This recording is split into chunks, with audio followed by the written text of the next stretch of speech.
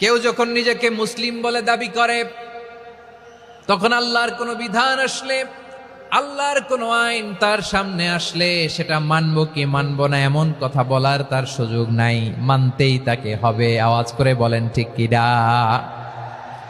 এই আয়াতের পরেই আল্লাহ বলছেন, ওয়ামা কানা লি মুমিনিন ওয়ালা মুমিনাতিন ইযা কাদাল্লাহু ওয়া রাসূলুহু আমরান আন ইয়াকুনা লাহুমুল খিয়ারাতু মিন আমরিহিম।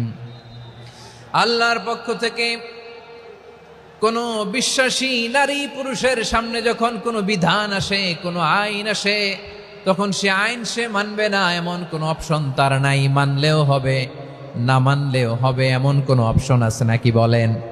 এমন কোনো অপশন নাই। আল্লাহর আদেশ আসার সাথে সাথেই সেটার সামনে আমরা সারেন্ডার। ঠিক কিনা বলেন?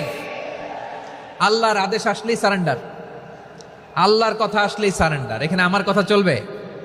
প্রিয় ময়মনসিংহবাসী, আওয়াজ করে বলেন, আল্লাহর আদেশের সামনে আমার নিজের কোনো ইচ্ছা আছে? আমার কোনো কথা আছে? যারা আল্লাহর আদেশের সামনে নিজেকে সঁপে দেয়, যারা আল্লাহর আদেশের সামনে নিজের ইচ্ছাকে বিসর্জন দেয়, যারা আল্লাহর বিধানের সামনে নিজের কথা, খায়েশ সবকিছুকে স্যাক্রিফাইস করে, তারাই হচ্ছে মুসলিম। সুবহানাল্লাহ বলেন। এজন্য আল্লাহ বলেন, আমার প্রিয় বান্দাদের প্রথম বৈশিষ্ট্য তারা হচ্ছে ইন্নাল মুসলিমিনা ওয়াল মুসলিমাতি, তারা আমার বিধানের সামনে আত্মসমর্পণ করে, আমার আইনের সামনে আত্মসমর্পণ করে, আমার কথার সামনে তারা কোনো কথা বলে না।